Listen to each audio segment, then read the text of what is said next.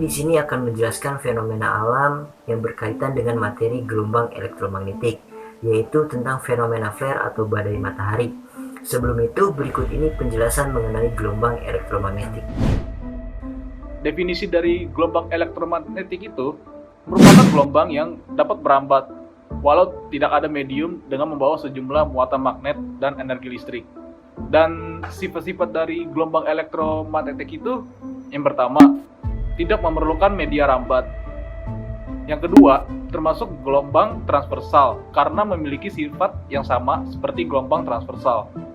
Yang ketiga itu, tidak membawa massa namun membawa energi. Yang keempat, energi yang dibawa sebanding dengan besar frekuensi gelombang. Yang kelima, medan listrik selalu tegak lurus terhadap medan magnet dan sefase. Yang terakhir, yang keenam, itu memiliki momentum. Berikutnya mengenai penjelasan tentang flare dan hubungan antara flare dengan gelombang elektromagnetik. Flare matahari merupakan suatu fenomena ledakan yang terjadi di permukaan matahari dengan suhu mencapai jutaan derajat dalam waktu yang singkat. Ledakan ini memancarkan gelombang elektromagnetik yang diakibatkan oleh dua garis gaya magnet yang berlawanan dan saling berbenturan, sehingga melepaskan energi tinggi yang disebut atau dikenal dengan badai proton atau solar proton.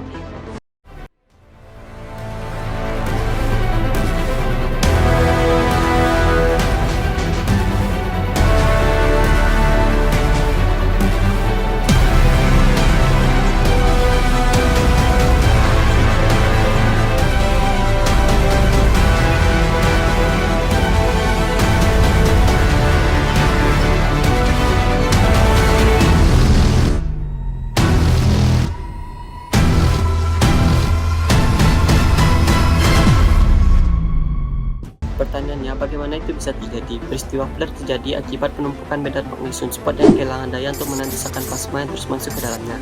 Flare terdiri atas dua jenis, yaitu flare eruptif dan flare kompak. Flare eruptif merupakan flare yang dapat melepaskan energi yang lebih besar daripada flare kompak. Flare eruptif terbagi atas tiga tahap, yaitu pra-flare, impulsif, dan tahap peluruhan. Dalam tahap pra-flare, tahap ini berlangsung proses pemancaran gelombang elektromagnetik dalam sinar X. Untuk tahap impulsif terjadi ketika berlangsungnya percepatan partikel berupa elektron dan proton yang mencapai energi 100 volt dalam 100 detik dan bersirkulasi hingga menghasilkan energi. Tahap ketiga, tahap utama atau peluruhan, di mana terjadi pembentukan dan peluruhan soft X-ray secara gradual. Lamanya ketiga tahap tersebut dapat terjadi beberapa detik hingga beberapa jam, dan setelah mengalami ledakan flare dapat menuju bumi dalam waktu 8 menit. Dari penjelasan mengenai fenomena siklus flare, fenomena ini bisa menimbulkan dampak bagi planet bumi, yaitu sebagai berikut. Yang pertama, naiknya radiasi sinar ultraviolet atau UV. Yang kedua, naiknya radiasi sinar X. Yang ketiga, terjadi semburan gelombang mikro yang akan memanaskan dan mengionisasikan di atmosfer dan ionosfer bumi. Keempat, dapat mengganggu satelit navigasi GPS atau gelombang radio.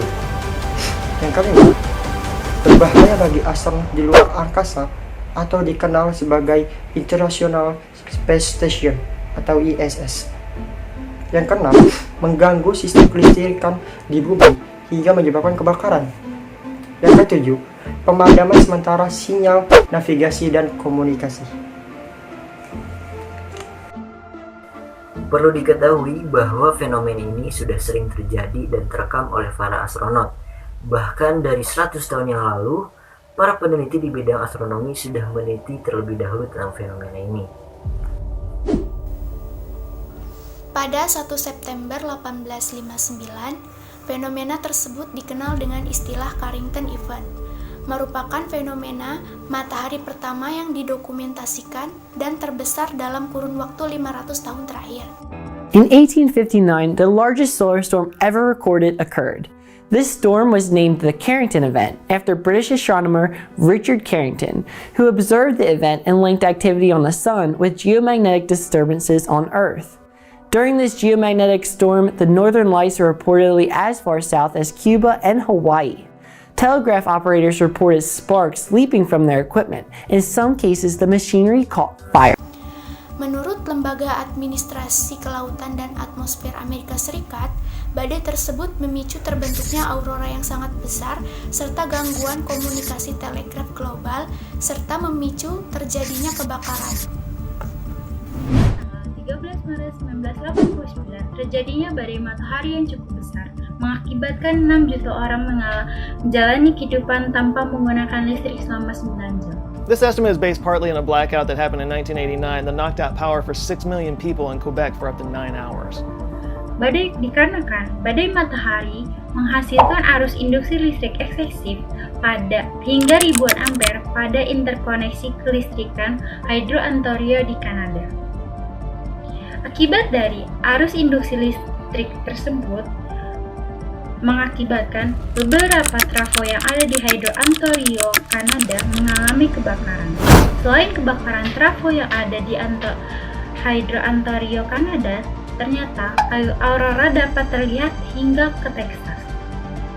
Menurut NASA, skala besar terjadinya badai matahari yang terjadi pada tanggal 13 Maret 1989 tersebut, ternyata skala besar terjadinya hampir sama dengan badai matahari yang terjadi pada bulan September 1859, yaitu adalah badai matahari Carrington. Pada 5 Desember 2006, Fire dengan skala X9 yang mendadak gangguan pada komunikasi satelit daratan dan sinyal navigasi Global Positioning System selama 10 menit. Dan yang baru-baru ini ialah pada 8 September 2017 terjadi badai matahari dengan radiasi sinar X dan sinar ultraviolet yang menghantam atmosfer bumi, akibatnya menyebabkan terjadi gangguan radio di seluruh Eropa, Afrika, dan Laut Atlantik. Dari video ini dapat disimpulkan bahwa flare merupakan ledakan matahari dalam bentuk badai gelombang elektromagnetik yang sangat berbahaya bagi bumi. Telah dipaparkan sebelumnya, banyak sekali kerusakan yang ditimbulkan oleh fenomena ini. Maka dari itu, kita sebagai manusia harus mampu mendeteksi tentang terjadinya flare ini. Setidaknya kita bisa meminimalisir kerusakan yang ada. Demikian penjelasan dari kami mengenai fenomena flare dari video kali ini. Semoga bermanfaat dan sampai jumpa di lain waktu. Dan jangan lupa subscribe, komen, dan like video kali ini. Stay safe di rumah aja, jangan kemana-mana, dan selamat menjalankan ibadah puasa. Mohon maaf lahir dan batin. Wassalamualaikum warahmatullahi wabarakatuh.